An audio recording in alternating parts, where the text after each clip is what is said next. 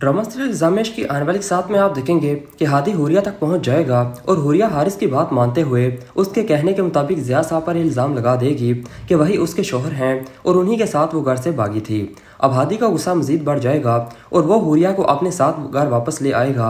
हया हुरिया को देखकर बहुत खुश होगी और हादी से कहेगी कि देखा, मैं कहती थी कि मेरे बाबा बेकसूर हैं, हुरिया आपको मिल गई है, इसलिए अब मुझे भी आज़ाद कर दें। तो हादी हया से कहेगा कि बंद करो अपनी बकवास, तुम अब यहाँ से कहीं नहीं जा सकती।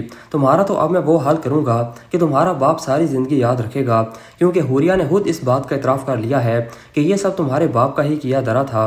अब हया अपने बाप से मज़ीद बज़न हो जाएगी और हादी इस दबे हुए गुस्से का बदला हया से लेने लगेगा और उस पर मज़ीद जुल्म के पहाड़ तोड़ने शुरू कर देगा।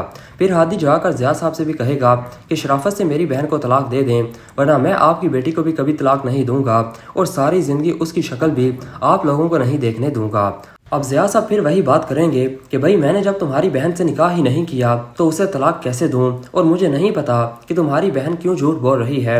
अब ज़िया साहब की ये बातें सुनकर उनकी अपनी बीवी और छोटी बेटी ज़ारा भी ज़िया साहब पर बरहम हो जाएंगी और कहेंगी कि आप तो झूठ बोलना छोड़ दें। उधर हुरिया अपने मुंह से खुद इस बात का इकरार कर रही है कि उसके शौहर आप हैं और आप अभी भी हम सबको बेवकूफ़ बनाते जा रहे हैं। इस तरह अब ज़िया साहब बुरी तरह फंस जाएंगे और उन्हें कुछ समझ नहीं आएगा कि वो अपनी सच्चाई और बेगुनाही किस तरह साबित करें।